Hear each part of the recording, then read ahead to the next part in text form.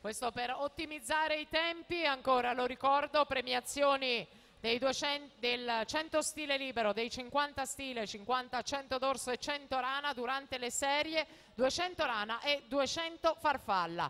Naturalmente se ci fossero atleti che hanno gara e premiazione in concomitanza saranno attesi per la loro cerimonia protocollare. Abbiamo nel frattempo le classifiche aggiornate. Team Veneto al comando 218 punti, Hydros insegue con 180 punti, Leo Sport 154 punti in terza posizione, Sporting Club Noale 88 punti al quarto posto, quinto il Piave Nuoto con 87 punti e lì vicino alla zona premiazioni, ricordiamo che verranno premiate le prime 5 società, c'è il Mirano Nuoto 84 punti ma anche i nuotatori trentini 76 punti, a seguire Padova, Antares, Bentegodi, Montebelluna, Tre Piscine, Amatori, Team Lombardia, Alto Reno, Sogeis.